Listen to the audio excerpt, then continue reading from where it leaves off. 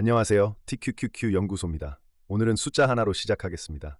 삼성전자가 조금 전 2분기 잠정 실적을 내놨습니다. 매출 171조 원, 영업이익 89조 4천억 원.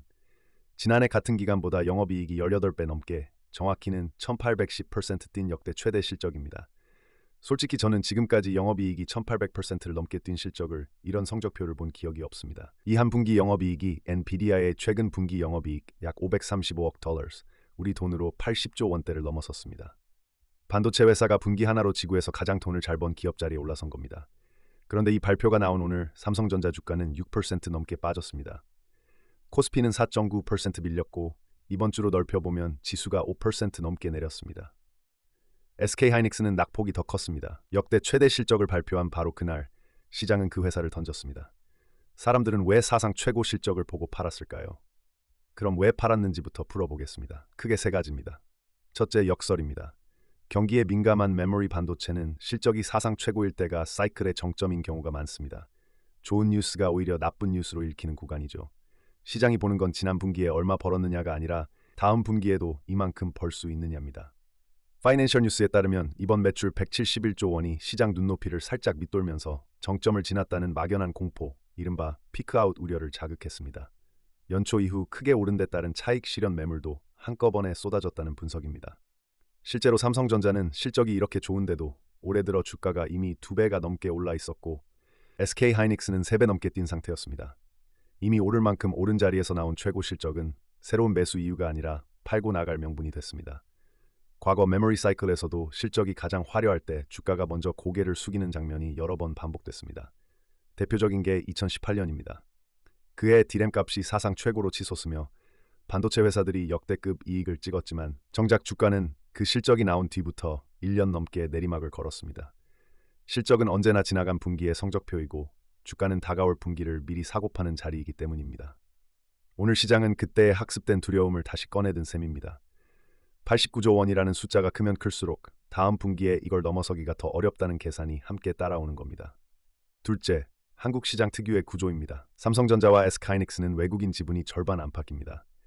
글로벌 펀드가 전 세계 포트폴리오에서 비중을 줄이거나 지수를 그대로 따라 담는 패시브 자금이 기계적으로 리밸런싱을 하면 실적과 상관없이 이 두 종목이 가장 먼저 팔립니다. 진짜 문제는 이 두 종목이 사실상 코스피 그 자체라는 데 있습니다. 둘이 빠지면 지수가 빠지고 지수를 추종하는 자금이 또 팔고 그게 다시 두 종목을 누르는 자기 강화의 고리가 돕니다. 이 고리가 극단으로 간 게 2주 전이었습니다. 그날 코스피는 하루에 10% 가까이 빠지며 거래를 20분간 멈추는 서킷 브레이커까지 발동됐고 삼성과 하이닉스를 추종하는 레버리지 상품에서만 리밸런싱 명목으로 약 9조 원어치 매물이 하루에 쏟아졌습니다. 여기에 개인이 빚을 내서 산 물량, 이른바 신용잔고가 하락을 만나면 반대 매매로 강제 청산되면서 낙폭을 한 번 더 키웁니다. 우리 시장이 유독 싸게 거래되는 이른바 코리아 디스카운트 탓에 이런 날 하단을 받쳐줄 믿음도 얇습니다. 이 두 종목을 올해 내내 밀어올린 힘도 바로 이 패시브 자금이었습니다. 세계 지수에서 한국 반도체 비중이 커지자 그만큼 기계적으로 사들였고 그 매수가 주가를 올리면 비중이 또 커지는 선순환이 상승장을 만들었습니다. 그런데 방향이 바뀌면 같은 톱니바퀴가 정확히 반대로 돕니다. 올려줄 때 강했던 힘이 내릴 때도 똑같이 강한 겁니다. 실적이 좋아도 팔 사람이 구조적으로 많은 시장인 겁니다. 셋째, 이게 오늘의 핵심입니다. 한국 반도체는 실적을 발표하기 전에 이미 답이 다 나와 있습니다. 미국의 마이크론이 한 발 먼저 실적을 내놓으면서 시장은 국내 업체들의 2분기도 좋을 거라고 미리 주가에 반영해뒀습니다. 여기에 디램과 낸드 플래시의 현물 가격은 거의 매일 공개되고 한국은 정식 실적 전에 잠정 실적을 먼저 내는 관행까지 있습니다. 그러니 오늘 나온 89조 원이라는 숫자는 깜짝 놀랄 뉴스가 아니라 다들 이미 알고 있던 답안지에 도장을 찍는 절차에 가까웠습니다. 재료가 공개되는 순간이 곧 재료가 소멸되는 순간이 되는 겁니다. 특히 마이크론은 회계 분기 마감이 경쟁사보다 한 달가량 빨라서 늘 한 발 먼저 성적표를 내놓습니다. 이 회사가 좋은 실적과 강한 전망을 내놓으면 시장은 몇 주 뒤에 나올 삼성과 하이닉스의 숫자를 거의 다 짐작해버립니다. 답지가 새어나오는 통로는 이것만이 아닙니다. 디램과 낸드 플래시의 현물 가격은 거의 매일 시장에 공개되는데 여기에 대략의 출하량만 곱해도 이번 분기 이익이 얼마쯤일지 어림이 나옵니다. 그래서 애널리스트들은 정식 발표가 나오기 한참 전부터 이익 규모를 상당히 좁혀둡니다. 게다가 대만의 TSMC는 매달 월간 매출을 공개하고 대만 반도체 공급망 지표도 다달이 나오기 때문에 이 숫자들만 훑어도 아시아 반도체 업황이 어느 방향으로 가는지가 미리 드러납니다. 마이크론의 선행 성적표, 매일 찍히는 현물 가격, 다달이 나오는 대만 공급망 데이터. 이 세 개가 나란히 켜진 온도계라 삼성의 정식 발표는 방향을 바꾸는 뉴스가 아니라 몇 주간 이어진 기대를 마무리 짓는 완결편에 가까웠습니다. 물론 여기엔 그늘도 있습니다. 한국에도 특정 기관에만 정보를 미리 흘리는 걸 막는 공정공시 제도가 있지만 미공개 정보를 이용한 거래에 대한 처벌 수위가 미국보다 약하다는 지적은 오래전부터 있어 왔습니다. 그만큼 정보 비대칭이 남기 쉬운 시장인 건 맞습니다. 다만 오늘 삼성의 급락을 두고 누군가 몰래 정보를 빼돌렸다고 보는 건 과한 해석입니다. 앞서 봤듯 이번 실적은 불법적으로 새어나갈 것도 없이 공개된 데이터만으로 이미 뻔히 예측되던 숫자였기 때문입니다. 처벌이 약해서라기보다 워낙 예측하기 쉬운 실적이라 벌어진 일에 가깝습니다. 바로 이 지점이 미국 시장과 정반대입니다. 미국 빅테크는 실적을 장이 끝난 뒤에 그것도 예고 없이 꺼내듭니다. 뚜껑을 열기 전까지 아무도 정확한 숫자를 모르고 발표 직후 시간 외 거래에서 주가가 급하게 출렁입니다. 놀라움이 가격에 반영될 여지가 그만큼 큽니다.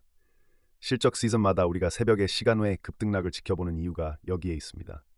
정보가 마지막 순간에 한꺼번에 풀리기 때문입니다. 한쪽은 실적을 금고에 넣어두고 마지막에 여는 시장이고 다른 한쪽은 시험이 시작되기도 전에 답지가 교실을 한 바퀴 도는 시장입니다. 같은 반도체 호황을 두고도 그 호황에 베팅하는 방식이 나라마다 이렇게 다릅니다. 오늘 삼성전자의 89조 원이 주가를 못 끌어올린 이유의 절반은 그 숫자가 이미 몇 주 전부터 주가 안에 들어 있었기 때문입니다. 시장 반응은 투자자들 사이에서도 팽팽하게 갈립니다. 한 국내 투자 커뮤니티에서는 미국 반도체가 저렇게 무섭게 빠지는데 한국이 그걸 그대로 따라가 폭락할 수밖에 없다는 경계론이 며칠째 돌았습니다. 반대편에서는 조정은 여기까지고 지금이 오히려 나눠 담을 자리라는 반론도 만만치 않습니다. 실적은 역대 최고인데 주가는 급락하니 이걸 위기로 볼지 기회로 볼지를 두고 개인 투자자들의 해석이 정면으로 부딪히고 있는 겁니다. 오늘의 급락만 떼어보면 무섭지만 시야를 조금만 넓히면 그림이 달라집니다.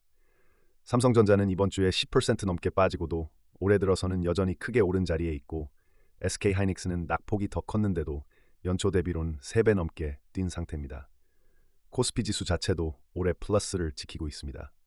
그러니까 오늘 벌어진 건 무너짐이 아니라 너무 빨리 오른 구간에서 나온 급한 되돌림에 가깝습니다. 물론 되돌림이 어디서 멈출지는 아무도 미리 알 수 없고 과거의 상승률이 앞으로의 방어선을 보장하지도 않습니다. 다만 역대 최대 실적을 발표한 회사가 하루 만에 부실해진 건 아니라는 사실은 기억해 둘 만합니다. 정리하면 세계에서 가장 좋은 실적을 낸 회사가 바로 그날 급락했습니다. 역대 최대 실적이 오히려 사이클 정점 신호로 읽히는 국면, 발표 전에 답이 다 새어나오는 한국 시장 특유의 구조, 그리고 실적과 상관없이 먼저 파는 외국인과 패시브 자금까지.